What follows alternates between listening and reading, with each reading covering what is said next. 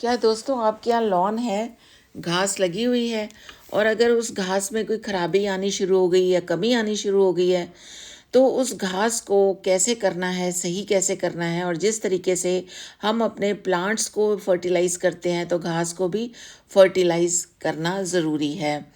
तो घास को बहुत ही ग्रीन करना है हमने समर्स में।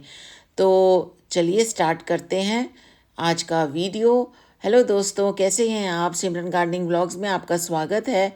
और यहाँ लिक्विड फर्टिलाइज़र मैंने बना लिया है। बस कुछ ही दिनों में फिर मैं आपके पास लाऊंगी एक बढ़िया सा वीडियो, लेकिन कुछ अलग रंग देके। तो घास की बात करते हैं तो इसके दोस्तों इनकी 5 टिप्स मैं इसका मानती हूँ, जिनका इस्तेमाल करके आप भी अपने गार्डन को बहुत ही ज़्यादा ग्रीन रख सकते हैं।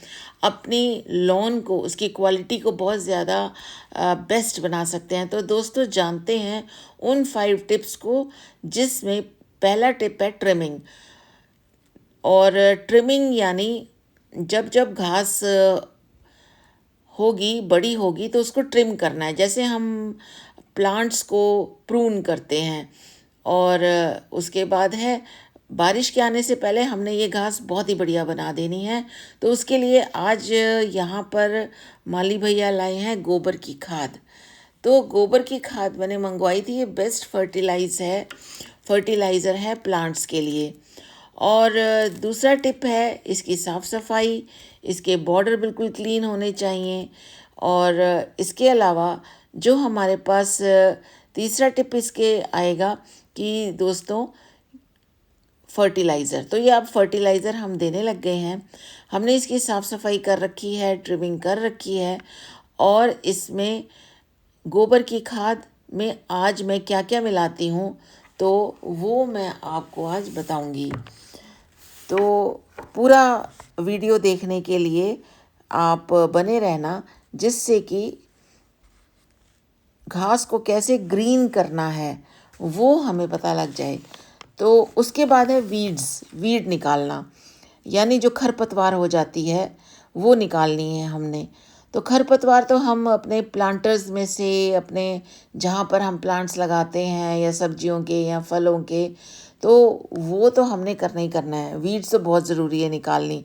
चौथा पॉइंट है वाटरिंग का। वाटरिंग समय पे करना चाहिए। अब यहाँ पर आज जो मैं खाद दूंगी उसके बाद वाटरिंग कैसे करना है वो भी मैं बताऊंगी आपको।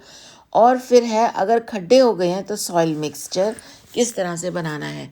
लेकिन मेरी घास में खड्डे नहीं हुए हैं, मेरी घास बहुत ही अच्छी चल रही है। हाँ, डोरमेंसी से निकल के इसको खाद की ज़रूरत है, जो कि हर साल मैं देती हूँ। तो इसमें हमने थोड़ा सा मिलाया साफ पाउडर, थोड़ा सा हमने इसमें मैंने मिलाया है थोड़ी सी जो ब्लैक होते हैं डीएपी या एनपीके, थोड़ा सा मिलाया है, ज़्यादा नहीं, क्योंकि मैं इन पे ज़्यादा विश्वास नहीं करती। और साथ में जो केंचुए हैं उनका भी ध्यान रखना होता है। तो इसलिए ज़्यादा केमिकल खाद मुझे नहीं मिलानी, सिर्फ ऑर्गेनिक खाद ही मुझे यहाँ पर मिलानी है। और अर्थवॉर्म जो हैं ये हमारी मिट्टी के लिए बहुत ही अच्छे होते हैं, जैसे कि आपको पता ही है। तो थोड़ा सा हम ये बताएं कि खाद डालने से पहले मैं थोड़ा सा अर्थवॉर्म के बारे में बात करना चाहूँगी आपसे। पर उससे पहले हमें सॉइल की बात करनी होगी। कुछ लोग ये कहते हैं, या काफ़ी लोग ही ये कहते हैं कि सॉइल जो हमारी है नॉन लिविंग है। अगर हम सॉइल को लिविंग या नॉन लिविंग, क्या आप लोग मानते हैं? या एयर को लिविंग नॉन लिविंग मानते हैं, या वाटर को लिविंग या नॉन लिविंग मानते हैं? तो आप ये बताइए कि ये सब रिलेशनशिप में हैं, एयर, सॉइल और वाटर। अगर हम सबको निकाल देंगे, तो इन सब को अपनी बॉडी से निकाल देंगे तो हम नॉन लिविंग हो जाएंगे। क्या सॉइल जानदार चीज़ है? हाँ बिल्कुल, सॉइल जानदार चीज़ है। अब ये देखिए, इसमें मैंने माली भैया को कहा था रेत ले आएँ। रेत हमारे घर के पास ही बाहर ही रखी हुई है कट्टे में। मैंने जब हमारा काम हुआ था घर पे कंस्ट्रक्शन का, तो मैं रेत या बजरी रख लेती हूँ। तो जितनी मात्रा में हमने गोबर की खाद ली है उतनी मात्रा में ही मैंने इसमें रेत मिलाई है। और ये 2 ढेरियाँ बनाई हैं, आधा आधा पोर्शन में लॉन में ग्रास में ये डालनी है। अब आप कहेंगे कि रेत की ज़रूरत क्या है? रेत बहुत ज़रूरी है प्रॉपर ड्रेनेज के लिए। सैंड जो डस्ट होती है ये बहुत ज़रूरी होती है, और इसके बाद इसको खूब अच्छी तरह हाथ से मिलाना है, क्योंकि इसमें गोबर की खाद में रेत भी मिलानी है और उसके साथ साथ साँफ भी मिलानी है। मैंने थोड़ी हल्दी भी डाल दी थी इसमें, क्योंकि मेरे को ऑर्गेनिक चीज़ों पर ही ज़्यादा विश्वास है। तो इस तरह से गार्डन में इस प्रकार से जब हम ये मिक्स करेंगे, जो अपनी फर्टिलाइज जो आज हम करने खाद बनाने जा रहे हैं, तो इससे 1 महीने या 15 दिन बाद ही काफ़ी सारा आपको चेंज देखने को मिलेगा, काफ़ी सारा परिवर्तन देखने को मिलेगा। और आजकल वेस्टर्न डिस्टर्बेंसेस की वजह से बारिशें रुक नहीं रही हैं, खूब बारिशें हो रही हैं, तो इसलिए ना चाहते हुए भी इनको माइक्रो न्यूट्रिएंट्स मिल रहे हैं। तो आज भी जब मैंने ये खाद डाली है यहाँ पर अपने खेत में, अपने लॉन में, मेरा खेत ही है ये, मैं इसको खेत बोलती हूँ। तो ये जो ग्रास के लिए बहुत ही न्यूट्रिशन वैल्यू प्रोवाइड करती है, तो बहुत ही जल्दी डेवलप होएगी, और उसके लिए हमें केमिकल फर्टिलाइज़र नहीं चाहिए थी, मुझे सिर्फ ऑर्गेनिक फर्टिलाइज़र ही चाहिए थी। तो इसीलिए मैंने गोबर की खाद का ही इस्तेमाल किया है। गोबर की खाद से ये है कि जो हमारी मिट्टी, सॉइल मिक्स, जो हमारी ग्रास के नीचे जो हमारा सॉइल की लेयर होती है, उसमें केंचुए होते हैं, तो उन केंचुओं को भी कोई नुकसान नहीं होगा। अगर मैं कोई केमिकल यूज़ करती हूँ तो केंचुओं पर नुकसान होता है, केंचुओं को नुकसान होता है। फॉर एग्ज़ाम्पल, अगर हम कहें कि सॉइल जानदार चीज़ नहीं है, नहीं, सॉइल तो जानदार है। इसका एक एग्ज़ाम्पल दे के मैं अगर आपको समझाऊं कि अगर कोई जानवर मर जाता है और अगर हम उसको सॉइल में दबा देते हैं, खड्डा खोद कर, तो माइक्रोब्स उनको डिकम्पोज कर देते हैं। It means soil living thing है। तो हमारे इंटेस्टाइन में भी ऐसे ही माइक्रोब्स होते हैं, वो डाइजेशन में हेल्प करते हैं। तो सॉइल में डाइजेस्टिव सिस्टम भी है। क्या सॉइल रेस्पिरेटरी है?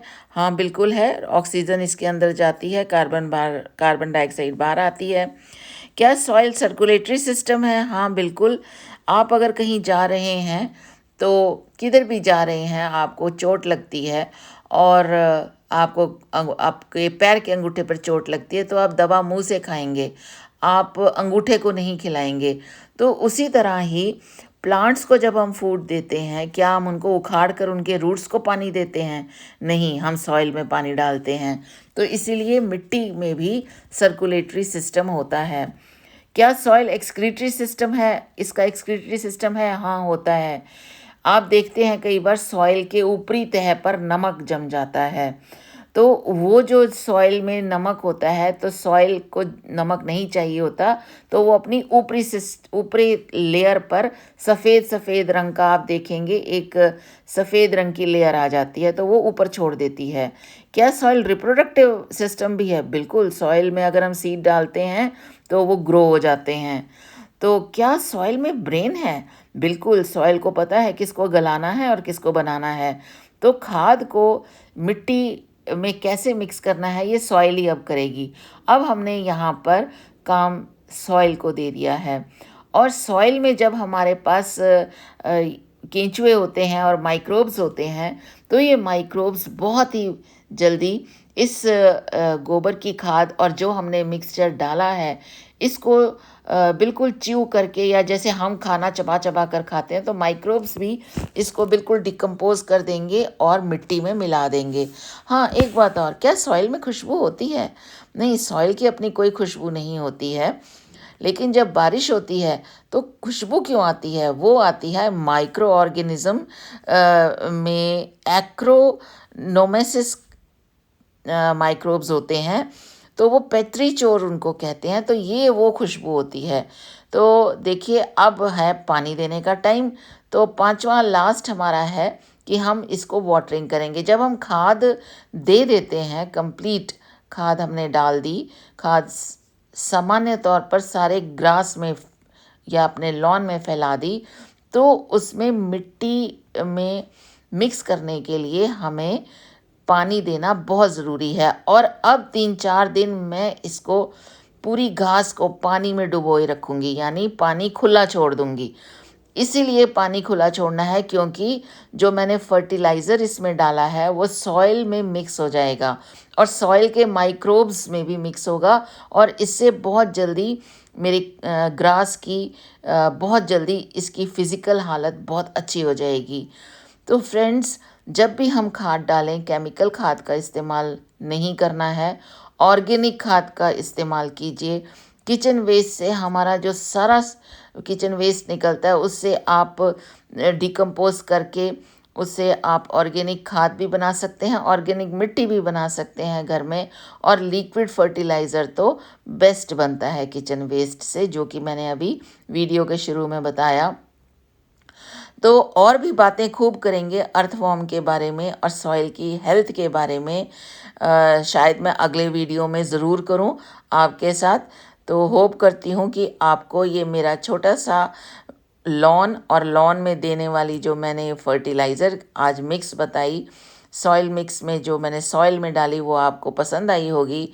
अगली वीडियो में फिर दोबारा एक और नए टॉपिक के साथ मिलूँगी, लेकिन अब सॉइल और अर्थवॉर्म का रिलेशन मैं ज़रूर हर टॉपिक में डिस्कस करूँगी और बताऊँगी उसके मेन पॉइंट्स। तो फ्रेंड्स, होप करती हूँ कि आपको ये मेरा वीडियो पसंद आया होगा। Happy gardening to all of you. खुश रहिए, स्वस्थ रहिए। God bless everyone. Thank you.